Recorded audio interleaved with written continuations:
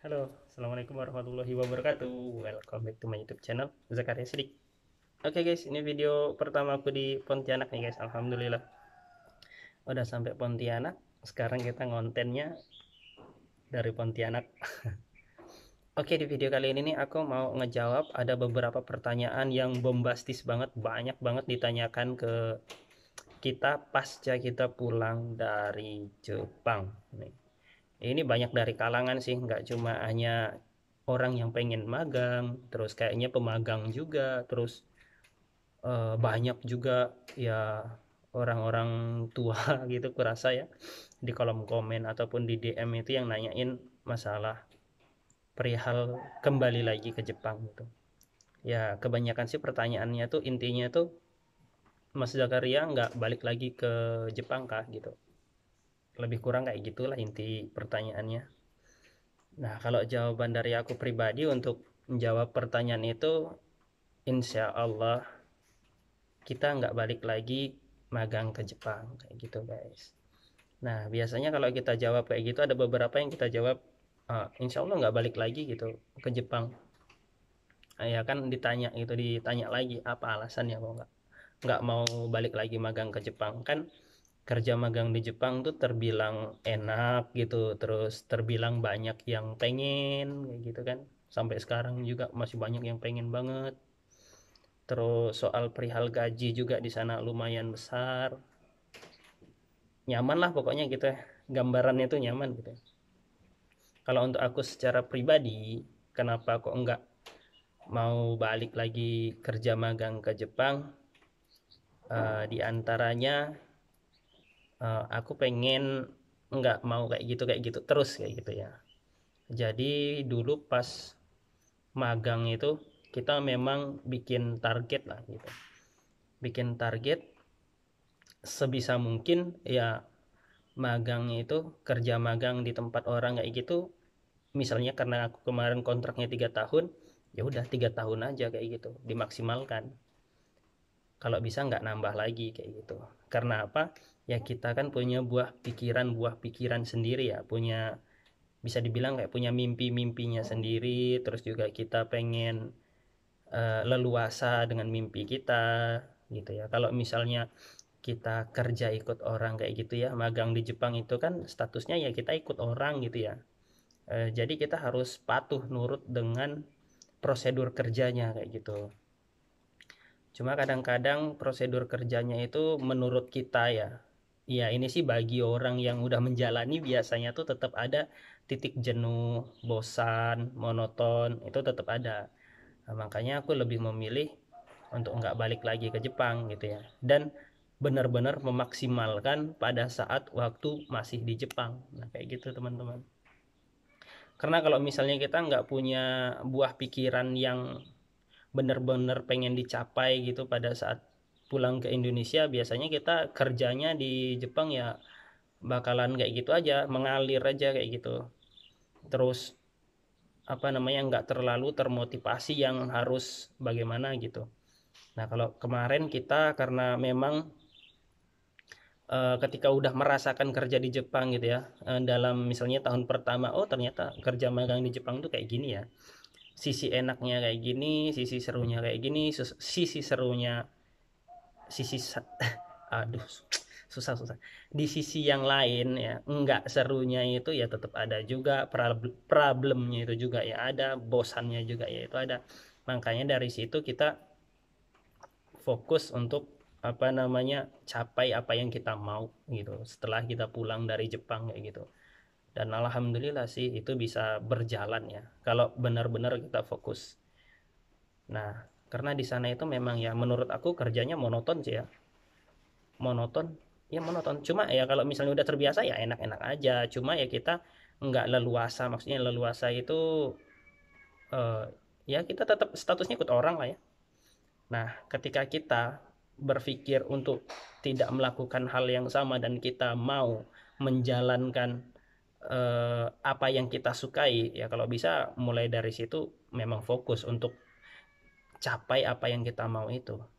Misalnya ketika kerja magang di Jepang, setelah pulang kita pengen lebih bebas, banyak waktu luang, ya udah gitu. Pas di Jepang fokus nabung, fokus cari ide usaha misalnya, fokus cari ide bisnis atau apa gitu, yang tingkat resikonya kecil dan apa ya, potensinya cukup besar juga untuk kita jalankan kayak gitu. Dan aku kemarin karena memang mimpinya itu ya, salah satu mimpinya itu pengen kayak gitu ya, setelah pulang dari Jepang nggak mau balik lagi ke Jepang, biar lebih enjoy dengan kehidupan sendiri gitu, terus melakukan apa yang kita sukai. Jadinya waktu di Jepang kita fokus untuk ngejar itu benar-benar selama 3 tahun kayak gitu. Dan alhamdulillah ya, sebagaimanapun gajinya gede di Jepang, sebagaimanapun nyamannya di Jepang, di perantauan, kalau kita ikut orang ya tetap aja ikut orang kayak gitu, tetap ada salah satu waktu nanti kita bakal merasain titik jenuhnya, tetap ada kayak gitu. Kayak gitu. Selain itu juga kita ngasih peluang juga sih untuk kawan-kawan yang lainnya ya, karena kalau misalnya kita pulang nih kan memberi satu peluang juga untuk orang yang mau masuk lagi ke Jepang gitu. Kalau kita masih stay di Jepang gitu kan, otomatis satu peluang ini udah kita ambil kayak gitu ya, dan orang lain nggak bisa ngambil peluang itu. Kalau misalnya kita balik kan istilahnya bisa bergantian ya, bergantian cari batu loncatan untuk kawan-kawan yang lainnya kayak gitu sih. Itu sih dari sudut pandang aku ya, pendapat pribadi ya. uh, Mungkin beda sih pendapat kawan-kawan yang masih di Jepang dan memang suka bolak-balik Jepang, itu bebas karena setiap orang itu kan punya mimpinya masing-masing, punya tujuan hidupnya masing-masing. Bagi yang nyaman melakukannya itu gitu ya, bagi yang nyaman melakukan hal itu ya kerjakan gitu ya, kita kerjakan apa yang kita sukai aja gitu. Kalau misalnya capek ya istirahat kayak gitu kan. Di Jepang itu seru sih, tapi ya kadang-kadang membosankan kayak gitu guys. Gajinya gede, kalau mau ke kota gede ada gitu kan, ke Tokyo apa segala, Osaka ada, tapi lebih nyaman di kampung kayak gini, walaupun sepi sunyi, asik sih, asri, lebih enjoy, enggak nggak diburu-buru. Misalnya kalau di Jepang itu pas waktu panen itu ya biasanya diburu-buru, hai aku dah yo, target ya, ngejar target juga kayak gitu guys. Ya kayak gitulah kira-kira alasan aku kenapa kok nggak mau balik lagi ke Jepang ya. Karena mau balas satu persatu memang banyak banget pertanyaannya, itu nggak mampu balas satu persatu, dan mungkin kadang kurang jelas juga ya kalau balas satu persatu kayak gitu. Kayak gitu ya. Untuk teman-teman yang mau berangkat ke Jepang, yang punya mimpi untuk bisa kerja magang di Jepang, diusahakan aja, mudah-mudahan nanti ada kesempatan untuk teman-teman bisa sampai di Jepang, bisa kerja di Jepang, bisa ngerasain atmosfernya Jepang. Atmosfer Jepang itu memang seru banget, keren banget karena sejuk, sejuk kalau di musim sejuk. Dan kalau misalnya teman-teman masih punya mimpi yang lain selain daripada yang di Jepang, nah ketika sudah sampai di Jepang nih, untuk kawan-kawan yang masih kerja magang di Jepang, kalau punya mimpi di Indonesia, carilah apa namanya alternatifnya itu ya, untuk mencapainya itu biar lebih cepat sampainya. Nabungnya dikuatin, fokus gitu ya, manage keuangannya di benar-benar dijaga, jangan terlalu boros. Ingat, kita merantau itu tuh pada hakikatnya itu kita sementara merantau itu, karena kalau mau terus-terusan kayak gitu kan badannya kita tuh pasti tua juga gitu, pasti capek juga gitu memang. Jadi mau bener-bener lah kayak gitu ya. Semangatlah untuk kalian pokoknya yang masih di Jepang, semoga kalian tuh sehat selalu lah kayak gitu ya. Karena di Jepang itu kalau udah sakit susah kalau menurut aku, kayak kayak magang-magang kayak gitu, kalau misalnya udah jatuh sakit susah, jauh dari keluarga, kawan-kawannya sibuk ya, sibuk masing-masing, itu bener-bener susah kalau udah sakit, nggak ada yang ngurus gitu. Dan fokus nabung sih, menurut aku fokus nabung. Kalau punya mimpi di Indonesia, mimpinya coba direalisasikan biar kita lebih enjoy, lebih merdeka rasanya kayak gitu. Dan pilih juga apa namanya, kalau misalnya yang baru mau nyari-nyari untuk bidang usaha, cari yang paling disukai kayak gitu ketika udah balik ke Indonesia tuh.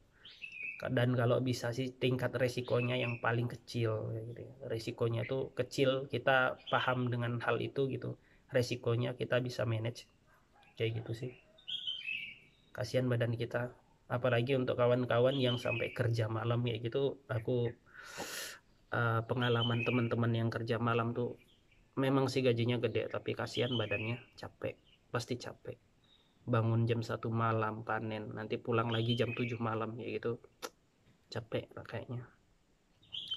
Mau sampai kapan kan kayak gitu terus kan, umur jalan terus ya, makin tua kan ya, kayak gitu guys. Kayak gitu guys. Oke, kayak gitulah guys kira-kira ya. Aku insya Allah nggak balik lagi ke Jepang, dan mudah-mudahan kalaupun balik lagi ke Jepang, mudah-mudahan ya beda status lah ya. Mudah-mudahan kalau balik lagi ke Jepang ya mungkin ke sana sebagai apa namanya, uh, pejalan, apa sih pejalan tuh, wisata gitu ya, berwisata gitu ya. Kalau untuk kerja lagi di Jepang kayak magang kemarin, insya Allah udah cukup lah, cukup 3 tahun 4 bulan aja gitu. Sekarang tinggal nyoba apa, ngikutin benak pikiran sendiri gitu, apa yang mau dikerjain kayak gitu sih guys. Semangat ya untuk kalian yang pengen berangkat magang ke Jepang. Bahasanya ditingkatkan sama fisik. Fisik itu penting banget, sama bahasa itu harus dipompa ya, kayak gitu sih dari aku ya. Dari cerita ini kalau ada salah katanya mohon maaf ya. Panas Pontianak guys. Udah ya gitu aja dulu ya, nanti disambung di video-video yang berikut-berikutnya. Ada banyak sih pengen diceritain, tapi kalau sprintnya gitu nggak ini ya, jadi kita maraton aja, nanti di video yang lain kita cerita-cerita lagi. Udah hampir zuhur nih. Nah yuk, assalamualaikum warahmatullahi wabarakatuh.